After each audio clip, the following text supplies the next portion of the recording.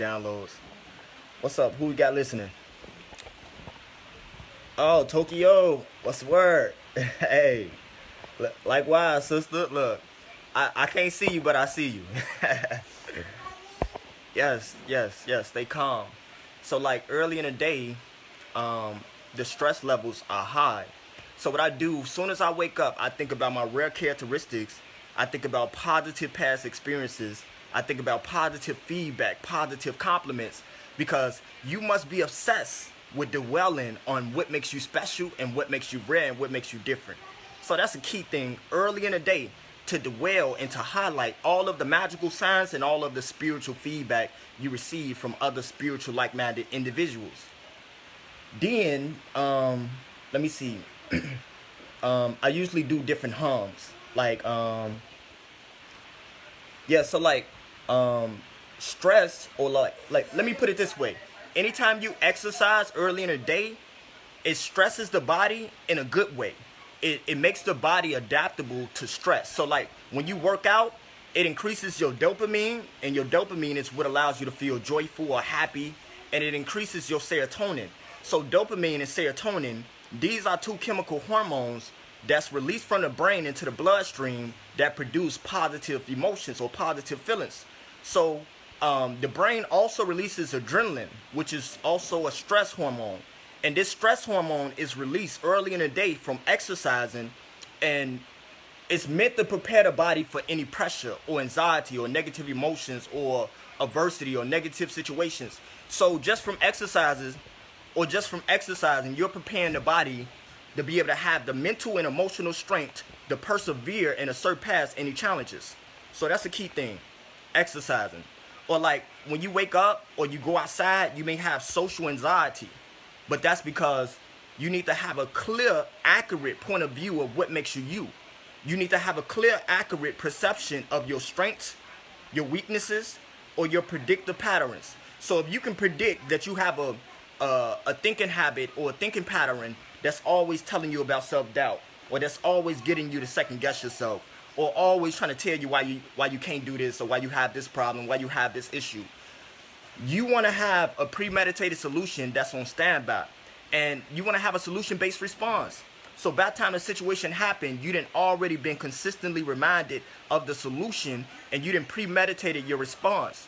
So early in the morning, you want to foresee all of the challenges. So if I know in one single day I may have to deal with anxiety, nervousness, self-doubt, negative emotions, I want to pre-establish a solution for all of those potential problems. And when you pre-establish a solution for all of those potential problems, then by the time the situation happens, you're not gonna not know what to think about, because a lot of times people overthink in the midst of challenges or adversity or difficult situations. Sometimes we can overthink, but the reason we overthink is because we may not know what to think or how to respond or how we want to feel. But when you consciously every day set your intent on, or you pre-establish what thoughts you want to think in certain moments or in future scenarios, or if you pre-establish the energy you want to bring into certain moments, like before I get up on this video, I pre-establish the level of energy I want to bring, the level of energy I want to exude, and then I can turn up the frequency, I can turn down the frequency. But you have to know how to control your energy, control the frequency. If you don't master your frequency, then you're going to come around someone else with a stronger frequency, and their energy is going to throw your energy off. So one thing I always do, I always work towards mastering my energy when I come around other strong personalities. So I want to be around strong personalities and be able to have a high level of self-confidence. Now, the only way you can have self-confidence is only through self-clarity. Now, the more and more you have clarity about what makes you you, because on our most confident days, we have the most clarity. But sometimes we second guess or we forget what we already know. So sometimes we're going to question what we know, even though we know.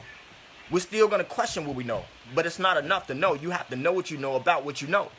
So when you know what you know about what you know, that's when you have a wide range of knowledge, aka knowing. You have a wide knowing or a wide range of insight about what makes you you at the core. So you have to really just spend time studying your thinking about your thinking and seeing what thinking is a program, what thinking have you adopted from your environment that disguises itself as your own thinking, because all of your thinking is not your thinking. That's why I say don't believe every thought that you mentally generate. Don't believe every thought that you mentally produce, because every thought that you mentally generate is not your thought. So you have to learn how to detach and dissociate from certain unwanted negative thoughts, because remember, you're the one listening to the thoughts. So if you just study your thinking for 5 seconds, for 5 minutes, one thing you're gonna notice is that it's someone listening to the thoughts. So one thing I always say is this: you're not the thinking, you're the one observing the thinking, listening to the thinking. But if you attach yourself to every thought that you think, you're not gonna understand and overstand that you're the one listening to the thinking. So you have to learn how to be a listener to your thinking, because the worst thing you can do is overthink your overthinking, or have anxiety about having anxiety, or have negative thoughts on top of negative thoughts, and to have even more negative thoughts, or to have a thought and feel like I gotta feel this negative emotion because I had this thought. So a lot of times we get to thinking about a certain situation, or we get to thinking about a future scenario that hasn't taken place, and then we can have an emotional reaction about a situation that already took place, or a situation that hasn't taken place. So the key is within making sure you master your breathing, and make sure you master your energy, and making sure you control your thinking by utilizing your intentional thinking. Now, your conscious intentional thinking is your willpower. Now, your willpower is all based upon how serious minded are you. See, some days when a person push you or they pull your card and you move in a certain way, you expressing yourself a certain way, and then you bring out that rage. When you bring out that rage and you go into a zone, you go into a flow state, you have to understand you're being intentional with your intentional conscious thinking. So your unintentional unwanted thinking is always going to get you, or attempt to get you, to identify with negative past experiences that's replaying within a recycling loop. So all negative thinking is basically negative past experiences that's playing within a recycling loop. So your unconscious automatic, or your unconscious automatic negative thinking, your unwanted thinking, is always trying to interfere with your conscious process by producing thoughts against your will. So some days you're going to wake up, or you're going to be walking down the street, and thoughts are going to just play against your will. They're going to play automatically. So you have to consciously allow yourself to consciously create your reality. When you consciously create your reality, you're basically using your creative conscious. Now, as humans, we're the only species that have the ability to creatively create our reality. So every present moment is a new moment, but a lot of things we do, we bring the past into the present. So, for example, if I'm still stressed, or I still feel the pain or the stress I've been going through over the last week or two, then I'm still living in the past, unknowingly, unconsciously. So what that means is this: the only way I can be free from all of that stress, all of those negative past experiences or negative emotions, is by creating a new moment. If I keep perceiving the same moment as the past moment, or I keep looking at my house and it keep reminding me of the past, then I'm still living in the past. So every moment is a new moment for you to create a new you. Now, every moment, see, sometimes every day is a new day, but sometimes we can be the same person from yesterday, to whereas today seemed like yesterday. So you're going to receive a lot of spiritual signs, and the spiritual signs is a reflection of what's taking place within your conscious. Your conscious is going to mirror project, or you're going to see a mirror reflection of your consciousness in animals and birds and numbers and spiritual signs. So every number you see is a reflection of your consciousness. Now, every thought or every neuron in your psyche or in your brain that's firing, every neuron has a vibration. So, like your neural activity, as you listen or as I speak, or when your eyes is open, your brain is firing millions and millions of neurons at a time. So what I'm saying is this: I'm saying that there's an unseen force that's controlling your conscious, and your conscious is being downloaded into your brain, because there's a difference between the mind and the brain. Now, the brain is the physical organ, but the mind is the invisible conscious that's being downloaded into the brain. Now, your thoughts are being downloaded into your brain, and your brain is at the same time as it's downloading, it's also sending your consciousness up into the universal conscious. So sometimes you're gonna get thoughts that another person is thinking something or thinking of you, and it's not that you just randomly had the thought. They sent you the thought, and you caught on to the thought wave. Let me see who we got. Yes. Thank y'all. Let me see. So then, let me say this. Everyone doesn't value what's valuable.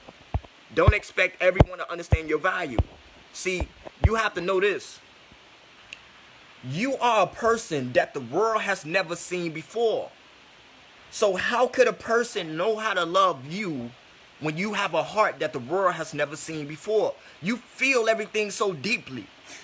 You feel so deeply. Since a young age, you always felt everything so deeply. Since a young age, you always been misunderstood. See, you can't fit in because you was born to stand out. See, people don't try to pull down a nobody, only a somebody. And everyone isn't meant to know the real you. What's real is real. What's real is real. And what's rare is rarely understood. So I would say this. You must identify 3 thoughts or 6 thoughts that you want to consistently generate within your psyche or within your conscious every single day. If you don't have at least 3 thoughts or more that you're always dwelling on, then you're not allowing yourself to dwell on your greatness. Because if I have a lot of rare characteristics, I'm very unique in my own way. So God is going to send other people to give you compliments and give you feedback to help you see yourself from an outside point of view. So other people is a reflection of your spiritual growth. So anytime you elevate consciously or you have a spiritual upgrade, you're going to always attract people on a higher level like never before. That's a reflection of your spiritual upgrade. So the more you transcend consciously, the more and more you're going to pull in powerful spiritual people on a higher frequency.